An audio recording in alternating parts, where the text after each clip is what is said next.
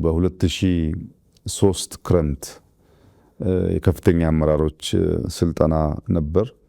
በዚያ ስልጠና ወቅት ከአንዳንድ የአማራ ጓዶች አመራሮች ጋር ንግግር የጀመርንበት ጊዜ ነበር።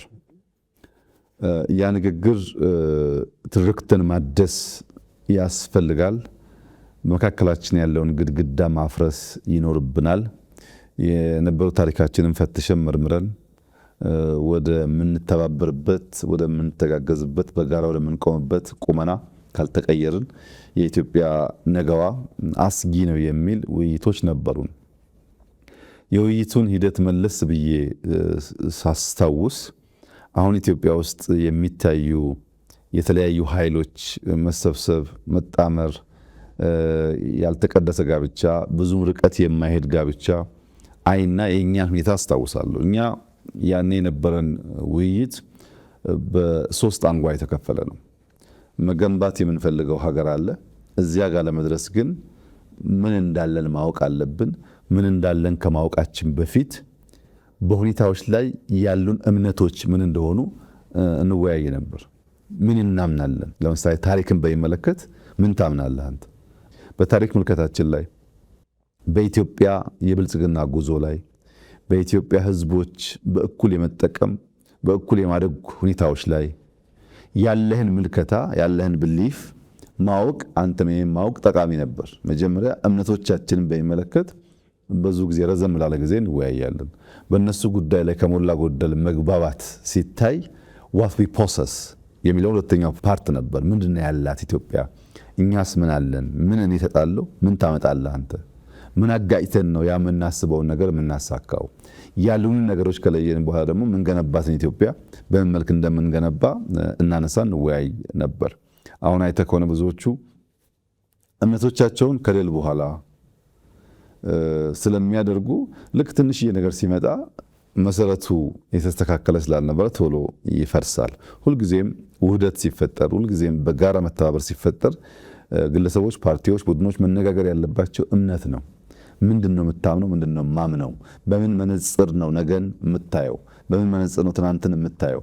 በምን ትብብር መንፈስ ነው ዛሬን የምንሰራው የሚለውን ካልተግባባ በጋራ መቆም ጠላትን ያሰነብት ይሆናል እንጂ ብዛም ፋይዳ አይኖረውም።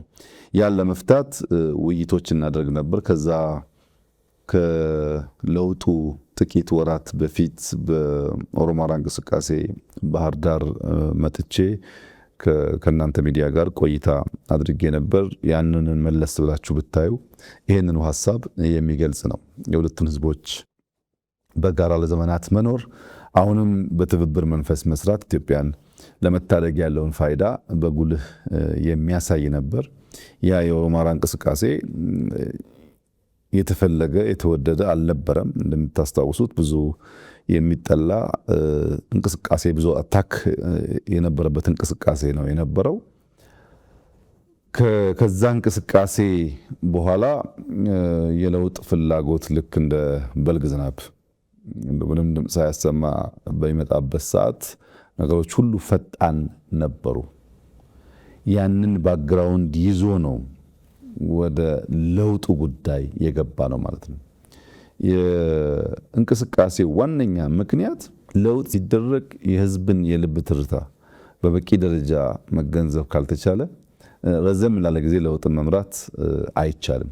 ምንድነው እኔም አስበዋለ፣ ጓደኞቼ የሚያስቡት አለ፣ የምናቀውና የገባን ነገር አለ። ግን ያልገቡን ነገሮች ደግሞ እንደዚሁ ሊኖሩ ስለሚችሉ የሰውን ጥያቄ፣ አስተያየት፣ እምነት እኛ ረዘም ላለ ጊዜ ስንወያይባቸው የነበሩትን ጉዳዮች ማሱ እንዴት እንደሚያያቸው ለመገንዘብ የመጀመሪያው ስራ በየቀጠናው ሄዶ የህዝቡን የልብ ትርታ ማድመጥ ነበር እና የመጀመሪያ ጉዞ የአማራ ክልል ወደ ጎንደር ነበር። እንደሚታወሰው ጎንደር ከለውጥ ቀንዲሎች አንዷ ናት። የኦሮሞ ደም የኔም ደም ነው ብሎ የተነሱ ወጣቶች የታዩበት፣ ታሪኳን መለስ ብላ ለማየት የቻለች፣ በህዝቦች መካከል ያለውን ውህደት ያየች ከተማ ነበረች። በእርግጥ የኦሮሞ ደም የኔም ደም ነው የሚለው አባባል መፈክር ብቻ አይደለም፣ ትክክለኛ ነው። ጎንደር ውስጥ በስፋት የኦሮሞ ደም አለ።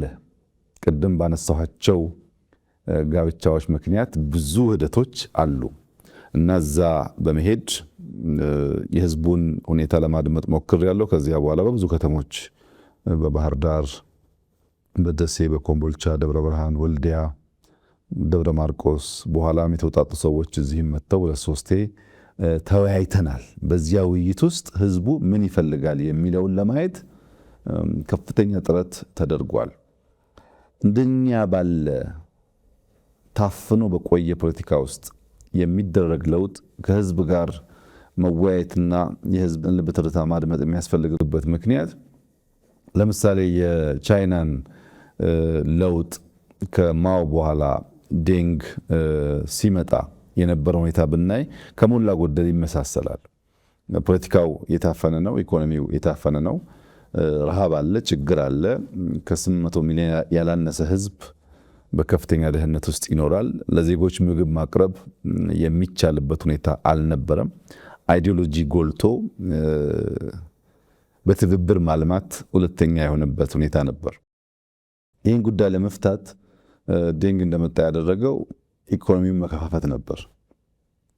በኮሙኒዝም በሶሻሊዝም ያለውን እሳቤ ጥሶ ከሌሎች ከዚህ ቀደም ኢምፔሪያሊስቶች ብሏቸው ከሚጠሏቸው ኃይሎች ጋርም በትብብር ለመስራት ነበር የወሰነው።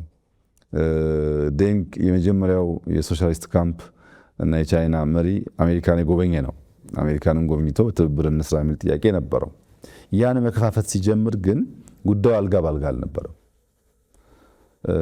ብዙም ገንዘብ ስላልነበረ ከዛ በፊት ብዙዎች እግረኞች ነበሩ።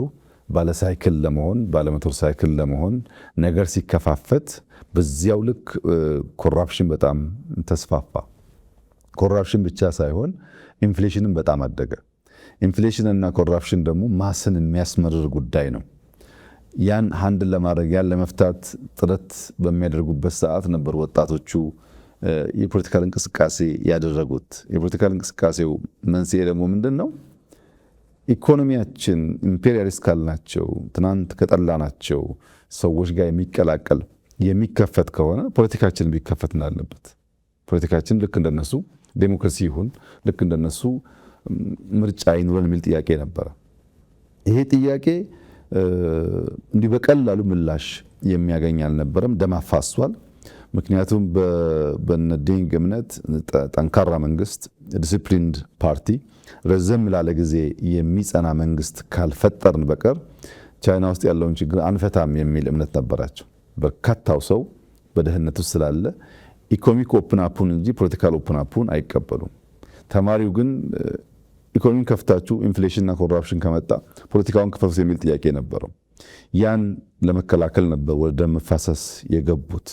በእኛ ሁኔታ አስቸጋሪ የሆነው ነገር ኢኮኖሚክ ኦፕን አፕ አድርገን ፖለቲካውን ብንተው ወይም ፖለቲካል ኦፕን አፕ አድርገን ኢኮኖሚ ብንተው ኢትዮጵያ ውስጥ ያለውን ሁኔታ መቀየር አንችልም።